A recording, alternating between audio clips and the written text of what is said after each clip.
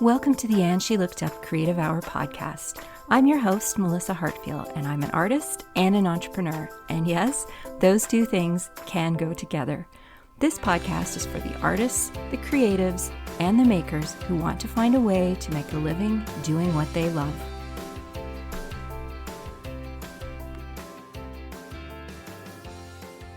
Hello, everyone, and welcome to episode number 22 of the And She Looked Up Creative Hour podcast. I'm your host, Melissa, and I am here today with my August co-host, the fabulous Heather Travis. Hello, Heather. Hi everyone. And today, Heather and I are going to be putting her PR and communications knowledge to work, and we're going to be talking about some ways that you can do some DIY marketing and press for yourself without having to rely so much on social media. That's not to say social media isn't important, but there are other things you can do outside of social media that can be just as powerful as and sometimes more powerful than what social media can do for you. So today we're going to be going through some of those because I think as creatives and artists and makers, there is a lot we can do just through things like community marketing and networking that maybe we neglect because everyone tells us we need to be getting our stuff out there on social media, which we do, but there's other things that we can do as well. Absolutely. I've been nodding my head vigorously, and it's so funny because I spend so much of my career, as you know, talking to people about their digital, but my PR training was, when I did my PR training, we still read the newspaper, like hard copy. We were sending faxes, and press kits were put in the mail. Like it was still very old school. And the beginning of my career was the media relationships were still very old school, which is like a lot of lunch dates and a lot of phone calls. And those are still the things that I fall back on as this sort of tried and true, especially as an artist or as a creative. There's so many cool ways to market yourself that don't rely on social media. And we all think that social media is like the easy thing to do because you can just sort of sit at home and like tweet, post to Instagram, do whatever. But funny enough, I actually find it a lot easier. Like it's a lot easier to just go out and say hi to somebody. It actually is.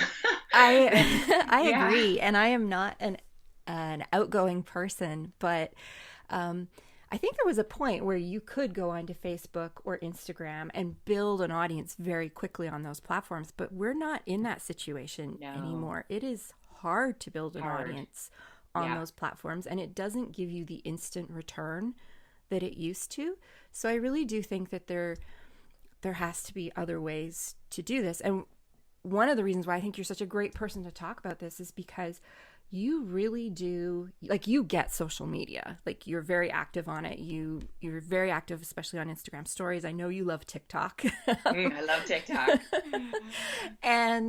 But at the same time, as an artist, watching how you promote yourself within the community that you're in and with the things that you do. Like, you talk about these things on social media, but a lot of what you do is actually very involved in your community and the surrounding communities. And so I wanted to make that clear to the audience because, yes, Heather is in PR and she understands that world very well, but she's also a working artist and she does all these things in real life to build her business. So I practice what I preach. Yes, exactly. You practice what you preach. Yeah. So if, let's just say, okay, social media, that's great. We're all working really hard on it. But what do you think are some of the things that a person could do? Like, if they've never done any kind of marketing outside of social media, where do you think is a good place to start? Especially if they're not necessarily comfortable coming out from behind their computer screens. Because a lot of artists and creatives and makers do tend to be very introverted people. Totally. And I think, funny enough, I'm an introverted extrovert. I once I get up the gumption to put myself out there, I am on and I love it and it's great. but I'm also super duper happy to just sit at home and snuggle my dog. And so, yeah, and I'm one of those people who I can't just like walk in and be like, hey, yo, I'm Heather. You want my art on your walls. Um, and it might seem like that. I think a lot of people who know me are like, really? That kind of feels like what you would do. And I mean, it is kind of what I do, but I think the first step that anybody needs to do is research. And so that does involve not necessarily social media, but a lot of Googling. And so when we first moved to this community, one of the first things I did was literally Google art galleries. And so where are they? Making a list of all of them, looking at their locations on maps, then checking out, do they have social media profiles? What do those look like? What types of artists do they have? And then seeing, what opportunities are there for artists, because they don't necessarily promote them. They're waiting for you to come to them. And so looking at that, but also there's lots of, I think, just making a mental catalog of people, places, and things as you're just sort of oot and a boot in the world. Do you really like the feel of the coffee shop that you get your morning tea at? And maybe one day you say to them, hey, I noticed that you have some pretty cool stuff hanging on your walls. I make some pretty cool stuff, and I'm wondering if we could talk. And that's just the conversation as you're, putting your lid on your latte. It could be a local restaurant. And it could also be just talking to your friends and family while you're out, like really just wearing your artistic heart on your sleeve so that everybody knows you're an artist. I think that's one of the biggest releases in terms of getting yourself out there, is actually like acknowledging it in yourself and having others who are around you acknowledge it, so that when you're just putting your energy out into the world, that's part of it, that's who you're putting out, is the artist, right? Yeah, and I think that's something a lot of us really struggle with. I know I do. I always feel like I feel so awkward talking about myself, or like I feel like I'm being a salesperson, and I hate that sensation. And I think I know I'm not alone. I think a lot of us have a lot of hang-ups around selling. But at the same time, what you just said about nobody can buy from you if they don't know you exist, or they don't know what you do. And starting with that circle of people who's really close to you, like your family and your close friends. I mean, come on, your mom is going to tell everybody what you do, right? Yeah. I think my mom has handed out more of my business cards than I have. Yeah. And it's funny, I can tell when she goes down to Florida and I'm like, whoop, she's on the links. Because I know, I'm like, boop, I see traffic spike from Florida, the Sarasota region in Florida. It's so funny. And I know, but I think that's the best thing, is somebody on your behalf, whether it's your mom or your best friend or somebody on your behalf, right? That those connections happen in person. But I also think, just in terms of that research, like sitting down and looking at all of the opportunities that are out there and making a big long list, it makes you realize, wow, I could go talk. There's like 50 people that I could talk to. Yeah. And talking to them doesn't need to be the immediate next step. Like, it doesn't need to be, okay, make a list of all the galleries and then trudge into every single one of them, on a rainy, blustery day with, your list of resumes. No, it's sending out first. It's, that quick feeler email. Hi, I'm new to the area. I've just visited your website. You have beautiful art from local artists. May I come in sometime and introduce myself? And that, I guess it's not social media. I don't consider email social media. You're still using a technological sort of in between. But it's a nice segue to that hello in-person introduction, because it's less, you're not making as much of an intro, and it's not the sort of song and dance when you first walk in, because hi, it's Heather. I sent you that email. Oh, yes. And hopefully, they clicked on the link to your website, and you're sort of, who each other is, even though it's a first blind date, right? Like your Yeah. friends have told you a little bit about each other, kind of thing. And I find that helps, just taking those baby steps towards those introduction. And those are really meaningful connections to make, whether you get accepted to that gallery, whether you have the conversation go as awesome as you hoped, you've still made that connection. You've still had a positive interaction with that person, right? They know your name, they know who you are, you know who they are. Yeah. And that's very meaningful, because you never know when you could bump into them again. Absolutely, especially if you are in a smaller town, because small towns are, you are going to bump into those people again. And there's no harm in letting them know what you do, even if it's just if you're visiting a gallery. Like, say you just walk into a gallery and you're browsing and taking a look around, and when you finish up, just stop by the front desk and just say, hey, I really enjoyed the work that you're showing right now, and I'm an artist, I've just moved to the area. Would it be okay for me to come in another time and chat with you? Exactly.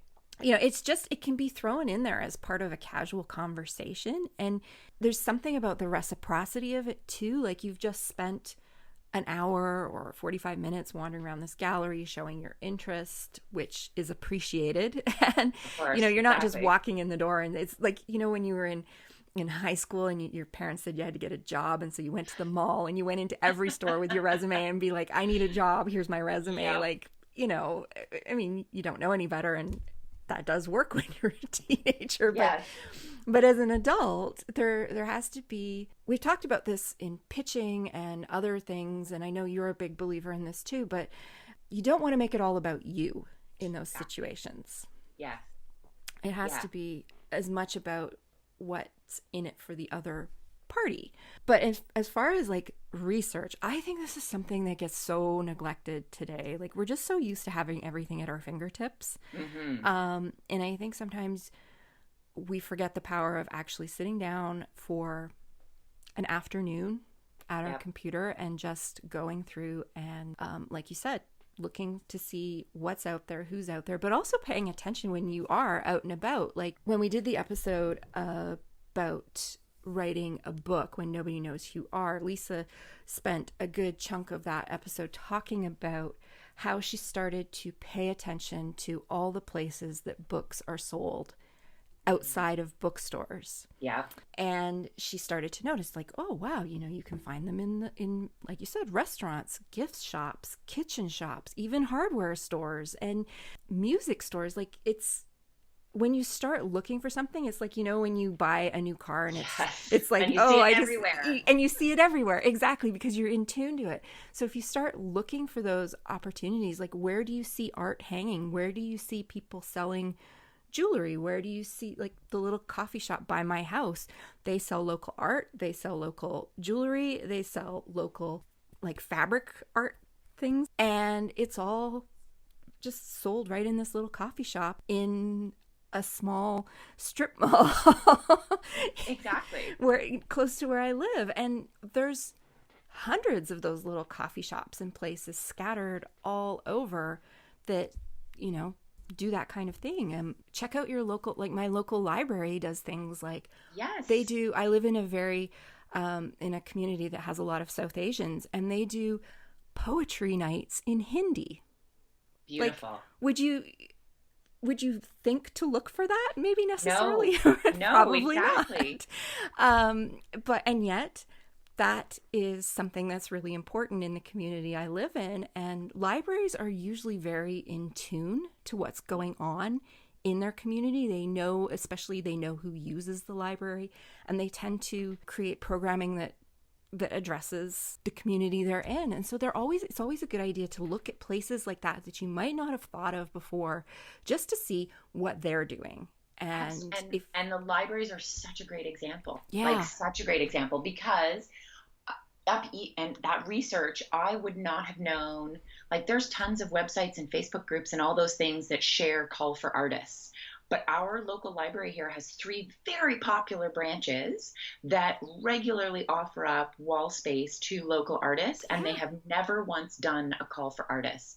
It's always a matter of local artists stumbling upon it on their website and then submitting their name. and they're overwhelmed with joy when they get an artist and they're like, we're so excited to have your art on our walls. And it's such a wonderful feeling. But all you have to do is that initial outreach. Like, they're not going to come to you, right? They're Go not. to them. But it's incredible. It's like, it feels like it's this big leap to go to them, but all you're doing is crossing the street and saying hello. Yeah. That's all you're doing. There's I live within equidistance of 2 different rec centers in my community. I don't live in a big community. It's like, well, I guess it's big maybe to some people, but it's about 100,000 people. So it's not like a city, but I am within 10-minute walk of 2 rec centers.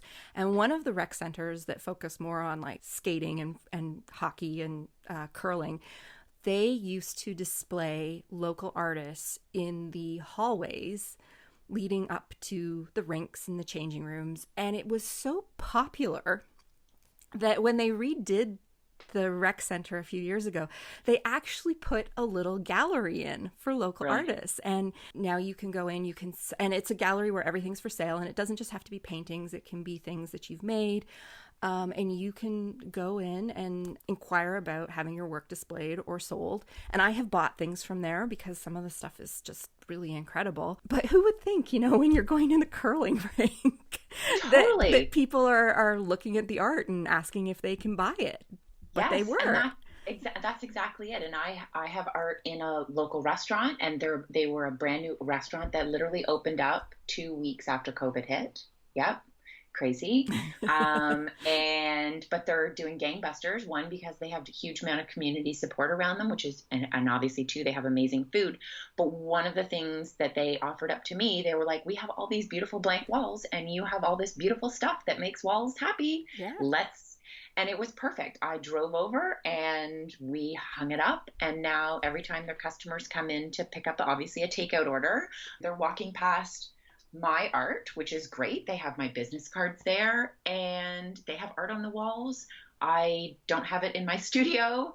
It has the opportunity to get sold and be seen, and that's awesome. And they didn't have to pay and go to, a big box store and buy art that, a year from now, they're going to be completely over and is out of date and out of style and not original and all of those things, right?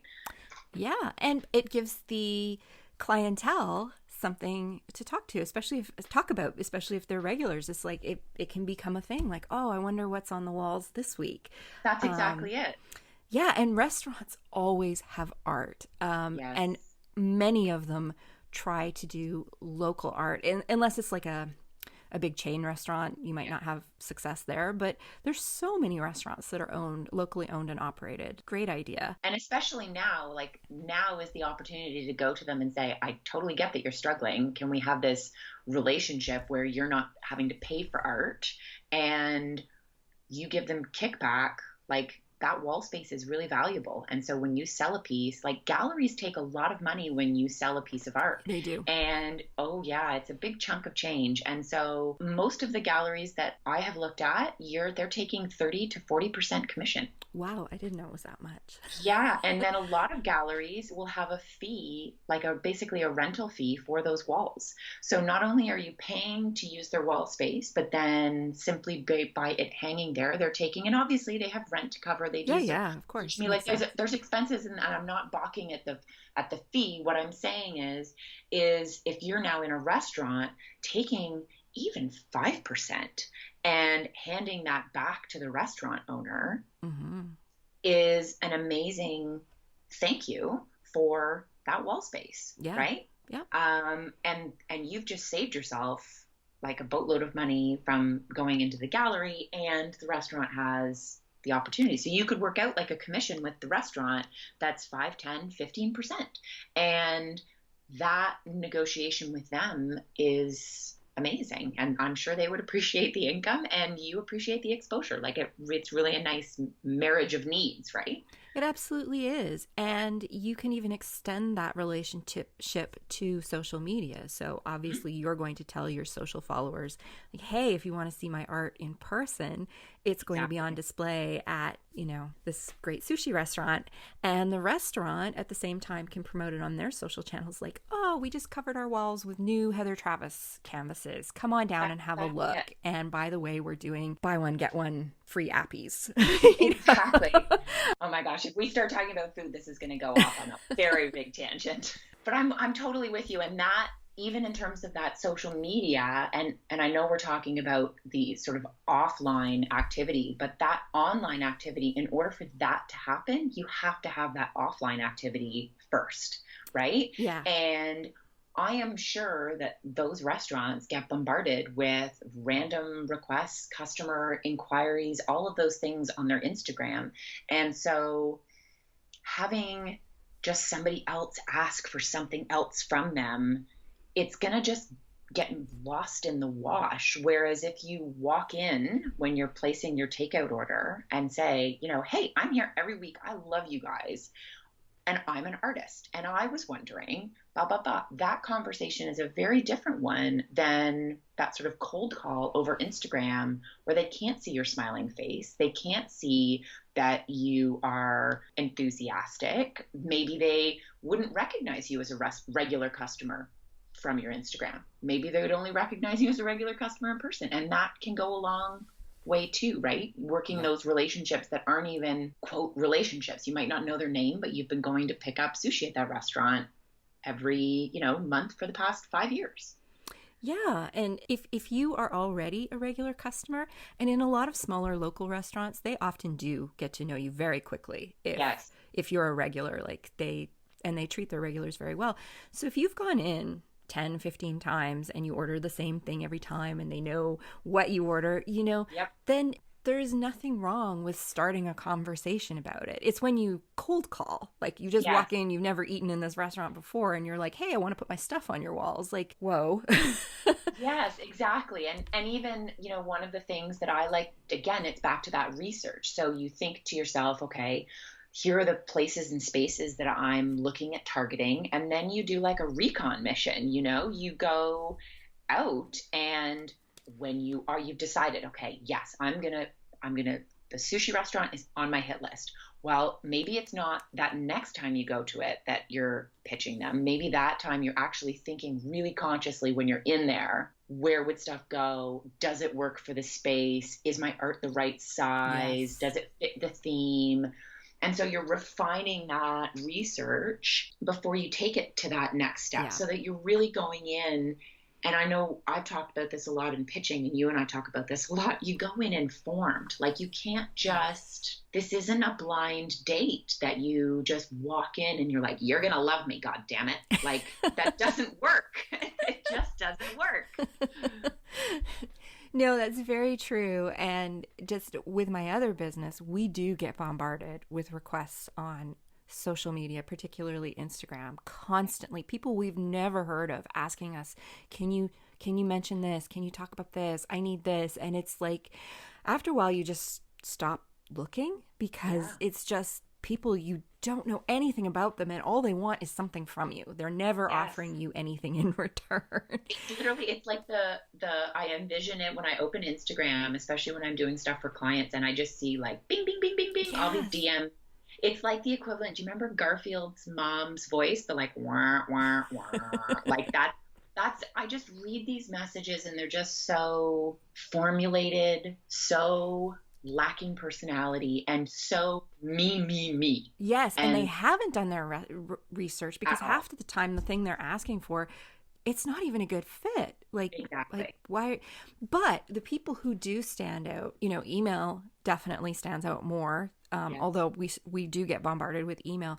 But, you know, over the years, I have had maybe half a dozen people send me actual little notes in the mail, handwritten notes. Yes. You know what?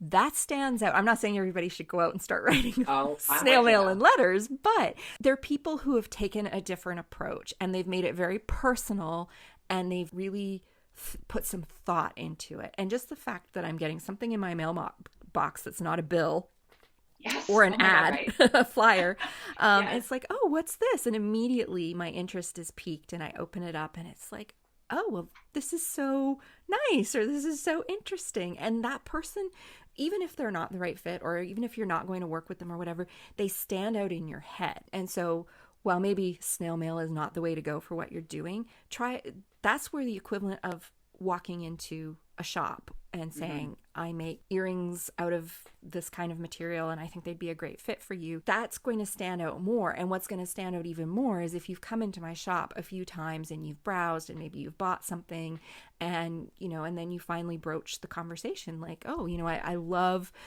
the jewelry that you're carrying in here. I'm a jewelry maker. Is there any way we could chat about me potentially being in your store, or could I bring in some samples one day for you to take a look at? Make it very organic and build that relationship up first before you jump in. And even in terms of jumping in, and this is coming from obviously my retail side, which is you really need to read the room. And so if you walk in and the business is swamped, I appreciate, even if you wait in line to talk to me, now is not the time to pitch me when I still have a lineup of people that I need to deal with, right? Yeah. And so read the room, see, what you're trying to do is start a relationship and move things forward in a way that you're saying, I can help you. And if you cannot demonstrate that you're willing to help, i.e. wait until you're not busy so that I can talk to you, that immediately sets the relationship off on a wrong tone. And so reading that room, and so sort of back to that sushi example, maybe you're not pitching when you're busy picking up that takeout, but you throw a business card and say, hey, I've been coming here every week. I know you guys know me. I know you're really busy. And I want to talk to you about something. My name's Heather. I'm an artist. I'll talk to you later. And so you've just recognized their time is busy. You've recognized the situation that it's in, but you've moved it one step further so that when you do leave a voice message that says, hi, it's Heather. I was in last night to pick up some sushi. I would love to sit down and chat with you sometime. Obviously, last night you were really, really busy. So let me know when is a good time, or if you'd prefer to go over email. And then you're recognizing that there's, that person has time constraints. They have busy times. And just like you, when you don't want to be necessarily interrupted in the artistic process, neither do retailers, coffee shops, restaurants. So that's part of that research, right? So when am I going to go in? Is it busy time or off-peak time? When's the manager working? Who is that manager? Is that person on staff? Are they there when I'm going to be talking to them? And so that research is on you. And I think I've said it more times in the past few weeks, just in frustration, but like, is your Google broken? And there's so much, there is so much that people can find on the internet that just a little bit of sleuthing on your part can actually yield huge amounts of results. Because I constantly, especially in a retail situation, when people ask me a question that literally I'm like, that answer is so available online. Like, it took you longer to call me to get the answer than it would have taken you to Google it. Yes.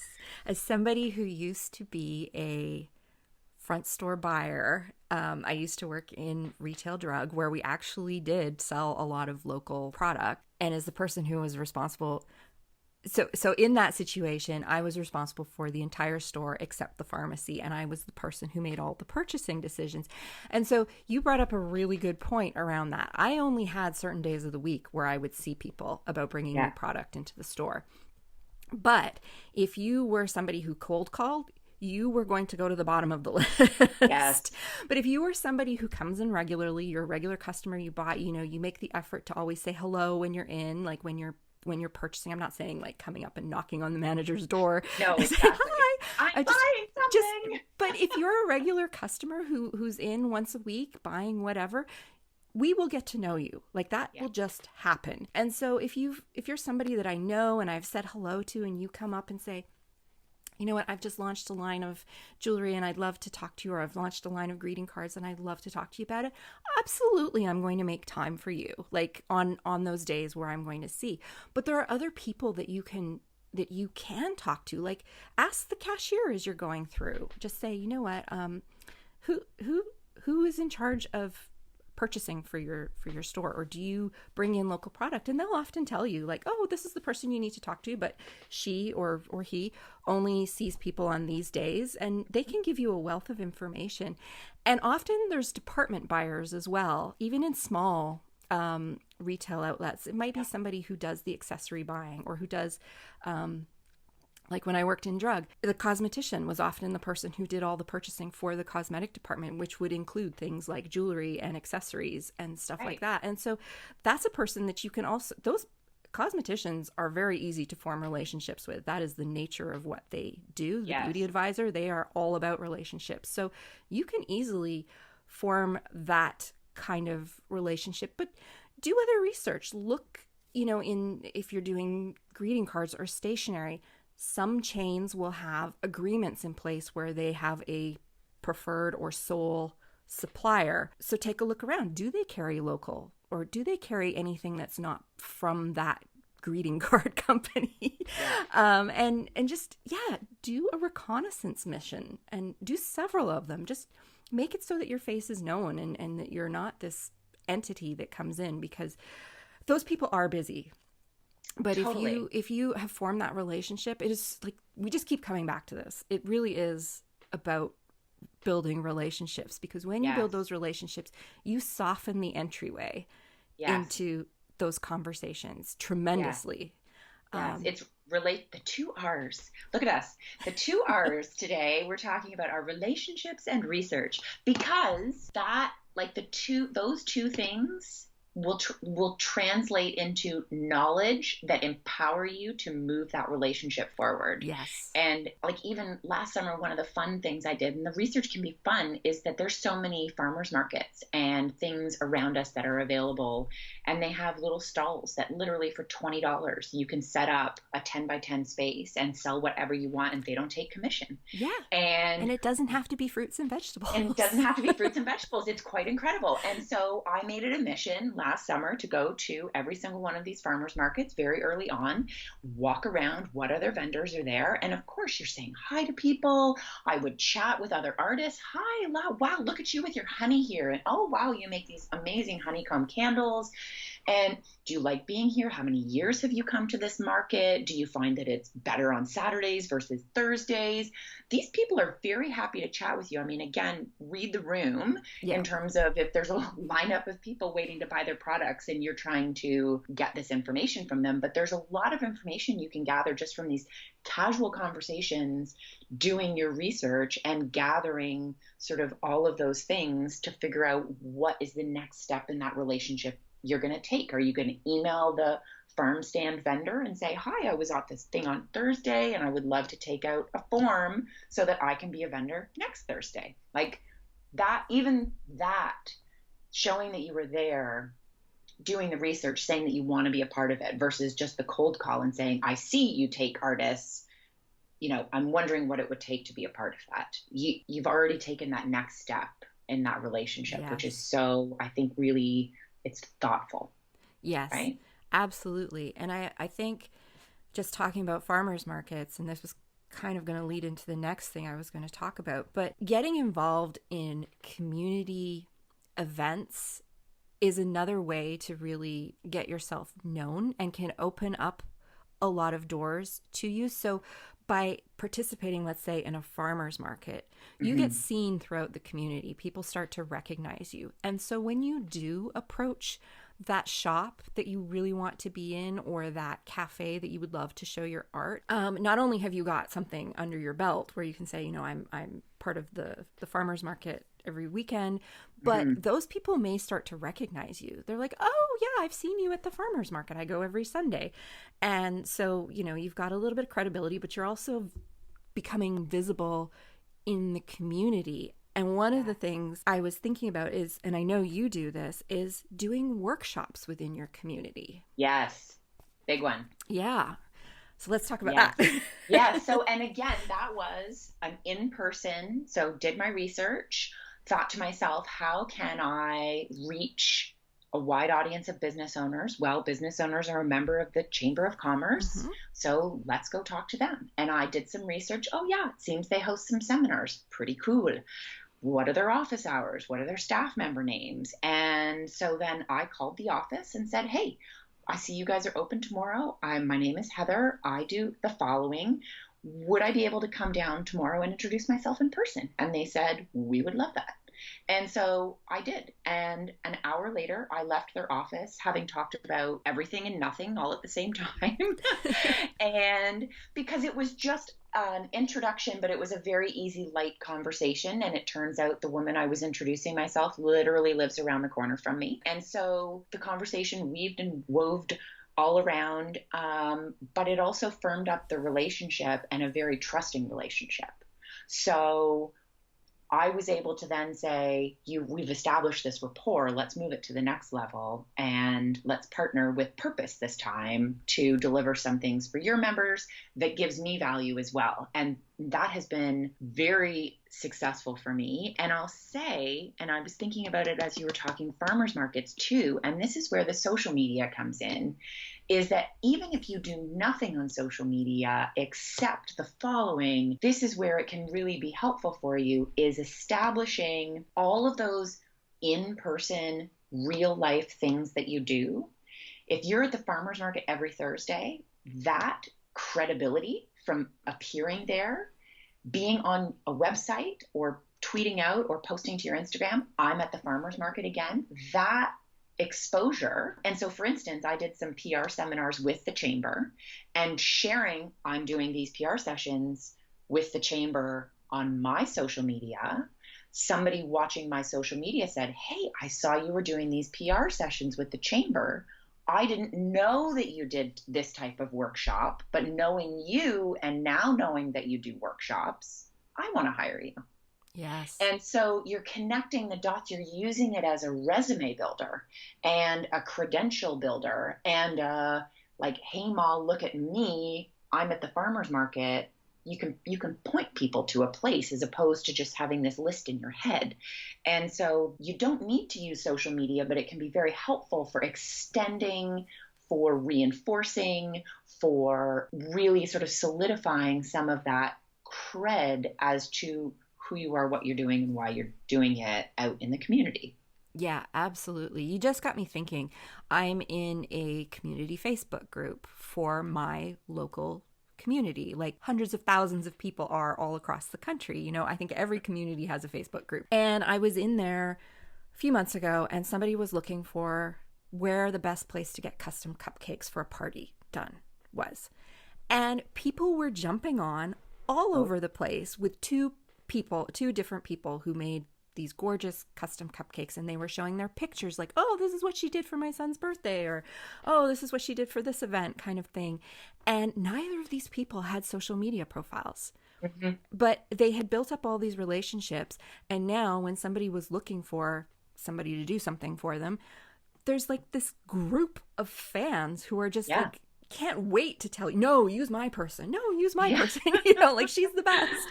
And so they have built up this audience of raving fans, and the audience is doing all the social media for them. That's exactly it. I mean, now the social media person in me would say it would be even better if they could link to a Facebook, right? Like, absolutely. It would be even better if they could link to this so that it's like connecting, like literally leaving the breadcrumbs so that I can go click, click, click, and even get a to website. You. Some of the exactly. One of them didn't even have a website, but like, just so you know, social media is important. But by getting involved and within your community, you can create these people who, like you said, somebody went and took your workshop, and you know that workshop was on from your PR hat. You were wearing your PR hat for that, but at the same time, it's just another place where you're seen. It shows that you're active in the community. It's like, you know, when I was a kid and when we played sports, it's very different now, but all the baseball teams would have a patch on the back with a local sponsor, and there would be all these local businesses who would sponsor one team. And now it seems like leagues are sponsored by like Tim Hortons and things like that. So you've lost that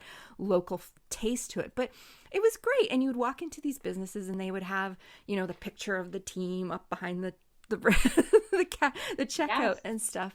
But it was a way to get yourself seen as being involved in the community. And they would come out and give out trophies at the end of the year.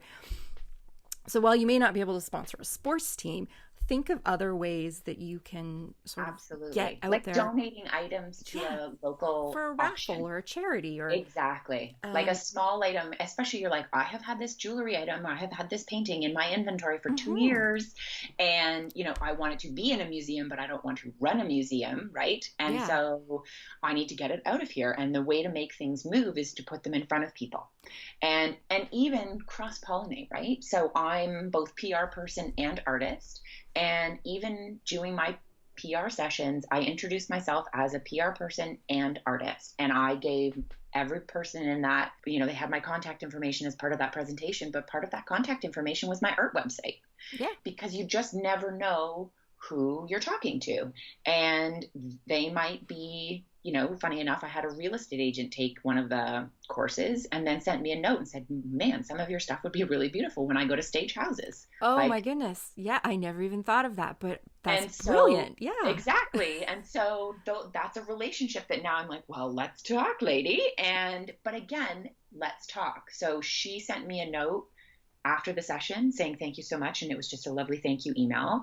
But the response back was, we need to get together and have a distant coffee sometime and talk more about this, right? You're Yeah. taking You get you're your taking that opportunity. you get your work shown in these homes, and quite often the people who buy the homes, part of what they're buying is the way the home looks when they look at it. When they do their open house. Yeah, And all it takes is for the real estate agent to say, oh, well, these paintings are actually for sale. Or you could even broker a deal to have them included in the sale of the house. Or and think about like Airbnbs, right? yes, Who there's want to so many things you could do. update all of their art seasonally. And so they Hmm. have a painting hanging over the bed in the primary bedroom for the summer that has a little sign that it's by a local artist Yes. and it's available for sale. And if you buy it as part of your stay, maybe you save 10% on it, Something, right? yeah. And then the Airbnb gets the money, like a little bit of a commission. You get to sell it, they get exposure, you get to move a new piece in, like bada boom, bada bing, like everybody's making money, we're all happy. It's awesome. And it's all offline. But what if that's the most beautiful painting behind a bed for somebody else's Instagram Yeah. that they then have that, Yes. Do you you know, remember that Netflix show? It was Genevieve Gorder from, Jimmy Golder, I yes. loved. Yes. And they went in and basically made over all of these Airbnbs and Yep. VRBOs Love and things like that. that. Yes. And she always created a social media focal point, Yep. like the thing that everyone would take photos of when they stayed in your space. Like your art could be somebody's social media focal point in their Totally. Airbnb. Now you did your workshop from your PR perspective, but there's so Hmm. many ways you could do a workshop as a creator or a maker. Like whether it could be Totally. something as simple as running a painting workshop for kids or a Absolutely. jewelry making class for adults, and this is where things like your local rec center, your local Hmm. library, all those things, they are all looking for content and programming to offer the community. You might not make a lot of money, but you get your face in front of these people and you get your work in front of these people, and they Yes. talk and they tell their friends, and the moms of the kids who Yes. come in and take your workshop, they're going to look at your work and think, oh, that would be really incredible for so and so for their birthday. Yes. Or I found that with my own work is very childlike, let's just say. Miss Doodle's very childlike, and yet a lot of the people who are interested are moms who are Yep. looking for things like gifts for teachers and things like that, because it speaks to that. So there's don't underestimate moms and their Oh God, no. and their Yeah. ability to they always need to be buying things for other people. So Yes, absolutely. And that even, funny enough, that was a conversation I've been having with a girlfriend of mine whose kids go to it's an alternative school, so it's a very, very small school. There's only 14 kids in the whole school, but going in and doing an art class, and in fact, a mural class with them, and actually doing like a mural as for their school as part of the school, like that's yeah. in the school, that's theirs. They get to create it, obviously with my guidance, and we learn, and there's tips and tricks and things all along. And as we were discussing pricing, I'm sitting there thinking, okay, well, this is kids. So if I was painting it by myself, it'd take 2 full days, but I'm doing it with a whole bunch of kids. So it'll probably take 4 full days. And then we need like a day, so that's a week. But we're not going to charge and this, funny enough, goes back to our conversation that we had the last time in that negotiation and networking is, I'm not going to charge my full day rate. This is kids, this is school, this is education we're talking about here. But the value that I get out of exposing myself to all of these children and their parents, and now them knowing, well, gosh, I wanted a mural for the kids' playroom at home. I now know who I'm going to hire. Right. And so you're just putting yourself in front of a very targeted audience. Yeah. And you haven't, quote, bought that advertising. All you've done is just made sure that your rate was fair enough so that it got you in front of them to even do the advertising. Right. Yes. You just, there is an elementary school just down the street from me. And it's a public school. So it's not a private school, but it's in the public. So you can do this with public schools as well. They have a giant mural on the main wall of the school. Right. I don't think the kids were involved in painting it, but they have put garden boxes in front of it where the kids have painted rocks and stuff to go with it.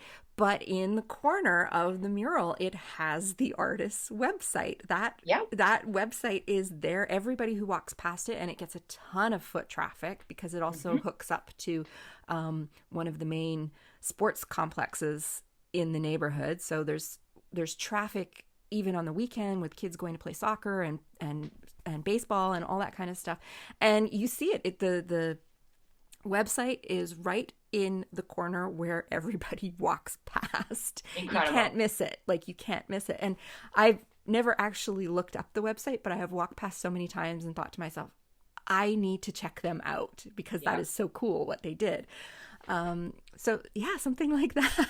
That's exactly it. And those come from that relationship, just talking. And, even funny enough, a woman who lives just around the corner from me, we dog walk, we run into each other on our dog walks and we chat as we're going.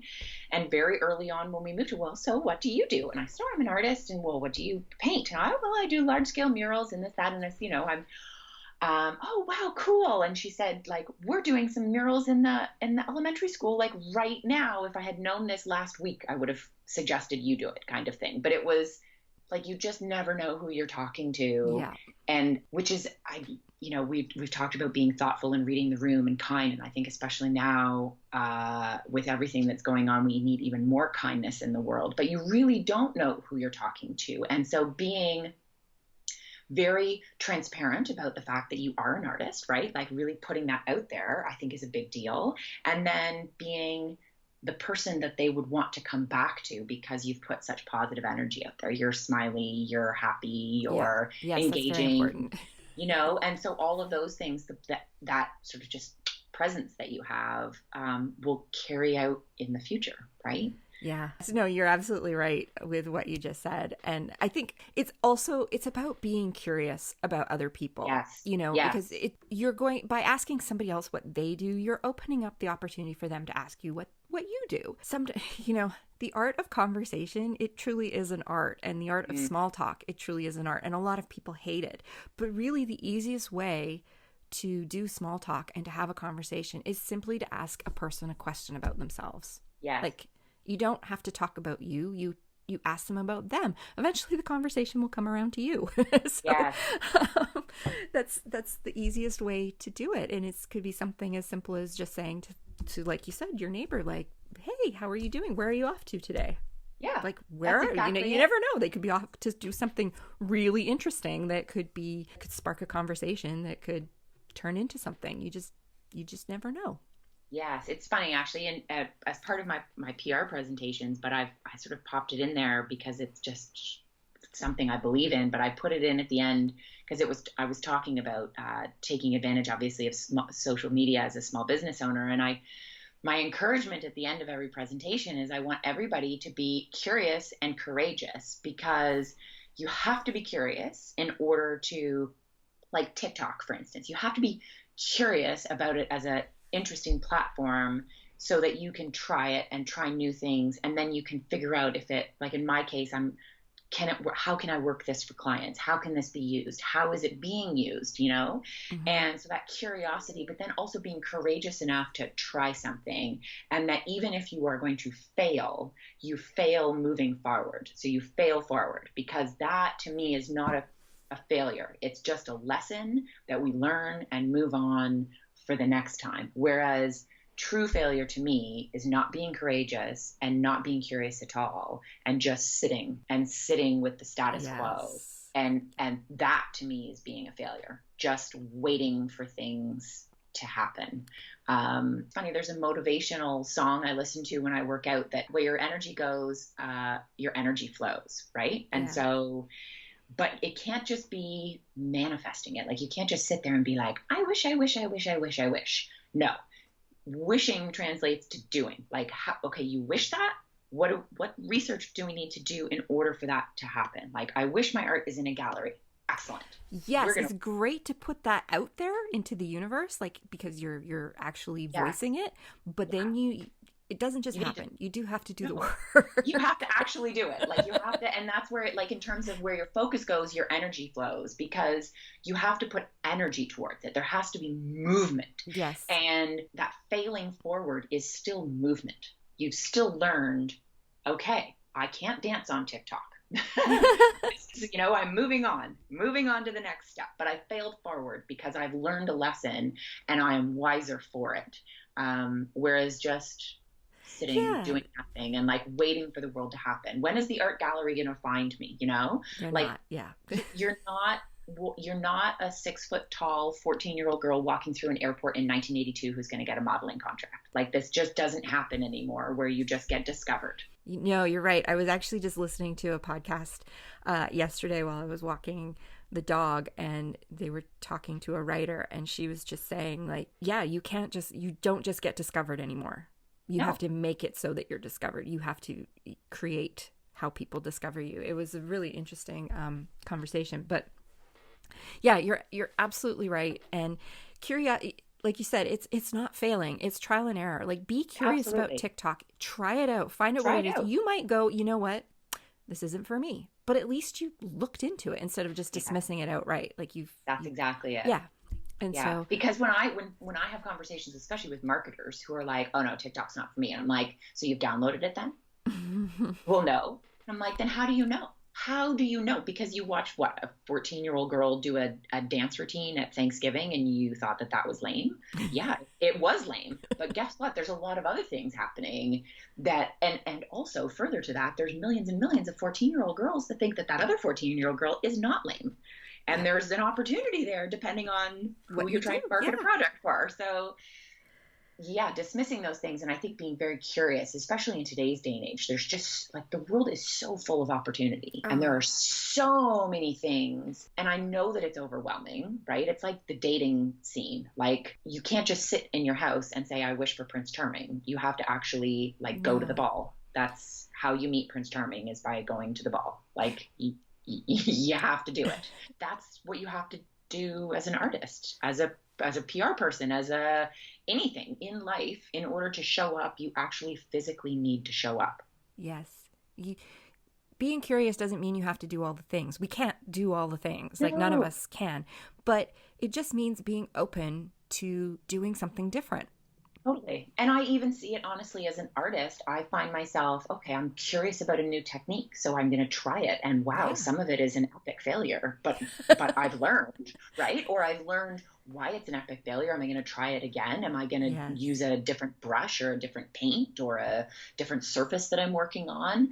But that curiosity fuels, like, I think a little bit of my artistic juices, and I think it's also very useful to figure out what works and what doesn't work. Just like a recipe, you figure out if too much salt, like you tweak it as it goes. And we only have a few minutes left, but one thing I did just want to touch on really quickly is we've been talking about physical makers, so artists, makers, but what about digital content creators? Because I think they tend to rely very heavily on social media. And just given everything that's going on with things like Google and social media in general, it's much harder to get seen on social media than it used to be. There's algorithms, there's SEO, there's a lot of stuff going on. And so what are some ways that a digital content creator could kind of go a little offline to kind of get some promotion. And I think a couple of things we talked about, like you could do things like a local workshop. You know, if you're like, let's say, a lifestyle content creator, maybe you do a workshop where you show people how to style a capsule wardrobe, or you do a workshop on how you create 4 or 5 fun crafts for your kids or something like that. So I think there's some ways that you could do that, but I'm just throwing it out there. Like, do you have any suggestions for things that they could potentially do that give them another outlet besides social media to kind of get out there?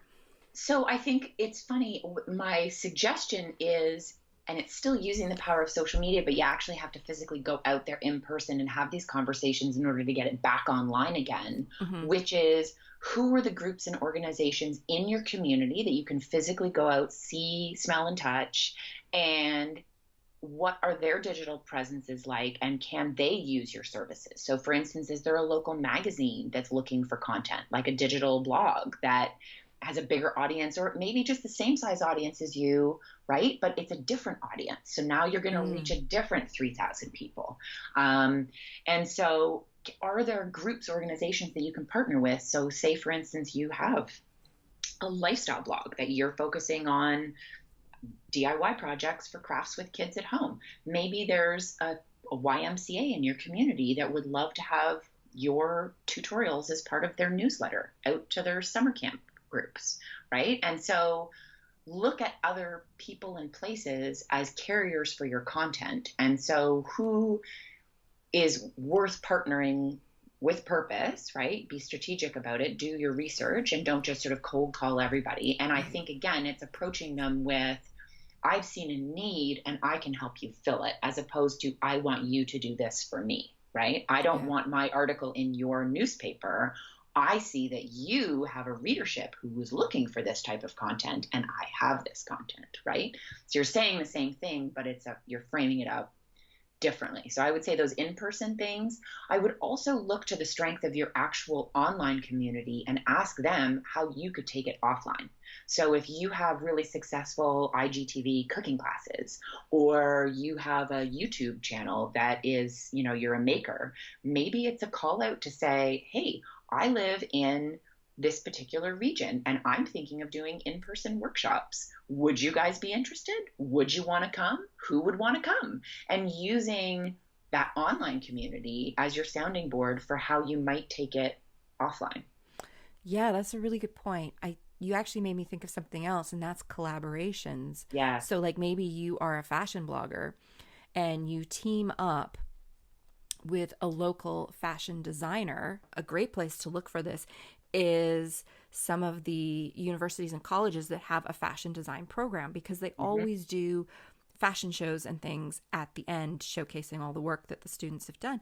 Maybe team up with a couple of them to put on it could be a workshop on how to style your wardrobe, or it could be a fashion show that you put on. Like, you know what? I'm teaming up with this local designer. We're going to show you what's really going to make your summer cool and comfortable. And I think food bloggers could do this as well. So like if we were just talking about farmers markets, hit up your local farmers market and say, hey, what if we teamed up and I created 3 recipes over the course of 3 weeks using items from the market, and I'll showcase them on my blog, but you could also put them out there, or we could do them on recipe cards for people who are coming to the farmers market. Like, hey, food blogger so-and-so put together this great evening meal that uses these ingredients that you can find at these vendors, kind of thing. Or team up with a chef from a local restaurant, and the two of you do something with the farmer market, and you do something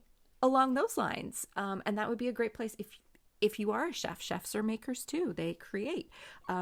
Team up with the local farmers market, with a local producer, and do something really fun. There's a lot of you pick organization, like farms out there that offer you pick, but so people are coming in, they're picking their strawberries, they're picking their raspberries, and team up with one of them to create a little recipe booklet that everybody who picks goes home with ideas on how to use those strawberries, or how to store the strawberries, or how to, once you start thinking about it, there are so many things that you can actually do.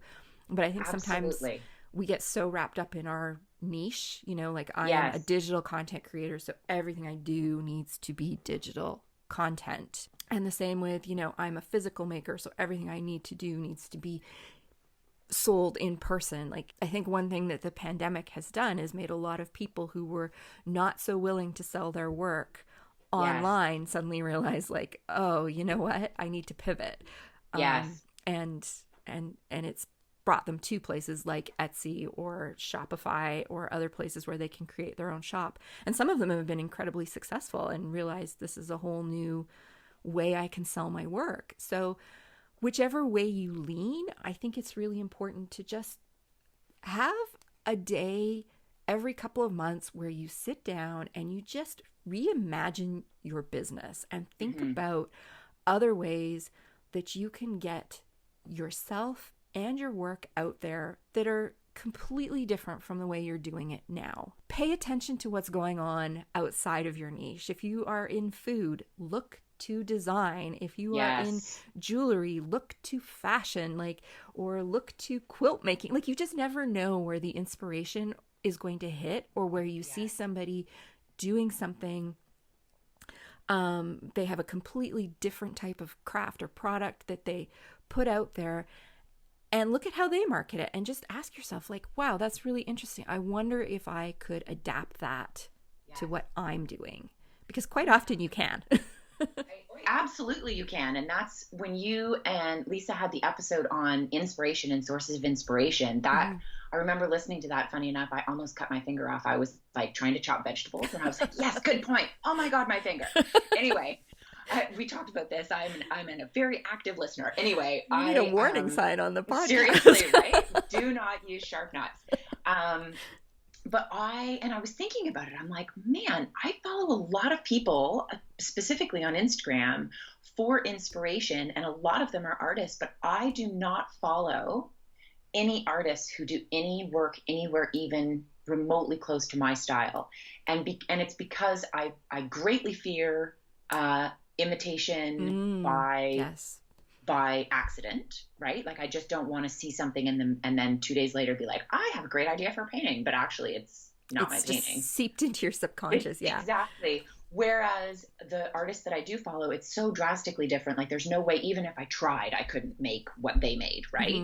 Hmm. And so it'll always be my take on it, even if I am trying to copy them, so to speak. But I look constantly to, and food is a big source of inspiration for me in my art.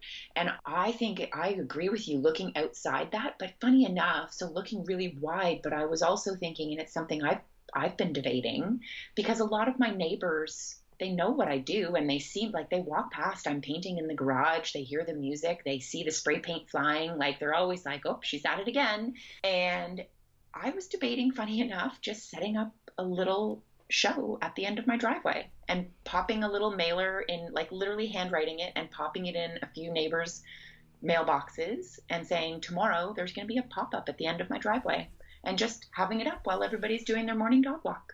And Yes. like, if you have, I don't know, like a preserving blog, you're like the person known for preserving. Well, maybe you just deliver a little thing of jam or pickles or something to like your neighbors with a Yeah. little note that says, I'm thinking of you. Here's some jam. P.S. I run pickling workshops if you're interested, or I have courses on my website, but enjoy the pickles, you know? Yes. And like, I'll tell you, if I came home and there was a jar of pickles on my doorstep, I would love it. Yeah. And I would sign up immediately and be like, well, this is worth my $5 registration for a pickling workshop, and to support my neighbor, a person in my community. I think that, especially now, like we're all really looking into like, who are the people who we live beside? Like I thought of Yeah. that very clearly when the pandemic hit, and thinking to myself, like one of our neighbors is quite elderly. I literally never see his grown children over ever. And I've just made it a point of making sure, like, I've seen him this week. Yep. Talked to him this week. Yep. Perfect. Seen him going in and out with groceries. Yep. Um, but thinking to myself, how can I help these people? How can I support these people in my community? And one, that's just being a friendly, nice neighbor. But two, it's, you know, being part of that community. And I think being Yeah. part of that community is putting yourself out there as like, I'm an artist, I do this, and they don't need to buy my art. I'm not looking for all my neighbors to have my artwork in their house. But them knowing I do artwork and seeing it, and then maybe, 2 weeks from now, a friend is saying, oh, I'm looking for something for our new laundry room. Oh my goodness, I saw. And that's, I think, what we all aspire to, whether it's in social media or online. It's that person to say, oh, I know, perfect, right? Like, that's what we're looking for. Yes. Yeah, absolutely. And I think that's a great way to close up the episode is just, you said something there. You have to be part of the community. You have to make a conscious effort to put yourself out there and become a part of the community that you want to be, that you want to have around you. Yes. Yeah. Awesome. Yes. Well, I think that's it for this week, everyone. I hope you enjoyed this conversation. I think there was a lot of great ideas in here. And Heather and I are going to be back next Friday. We haven't decided what we're talking about next Friday, so it's going to be a surprise, but it will be something interesting that will help you move your business forward. So I hope you all have a fantastic week, and we'll talk to you all next week. Happy day. Thank you so much for joining us for the And She Looked Up Creative Hour. If you're looking for links or resources mentioned in this episode, you can find detailed show notes on our website at andshелookedup.com. While you're there, be sure to sign up for our newsletter for more business tips, profiles of inspiring Canadian creative women, and so much more. If you enjoyed this episode, please be sure to subscribe to the show via your podcast app of choice so you never miss an episode. We always love to hear from you, so we'd love it if you'd leave us a review through iTunes or Apple Podcasts. Drop us a note via our website at andshелookedup.com or come say hi on Instagram at andshелookedup. Thanks for listening, and we'll see you next week.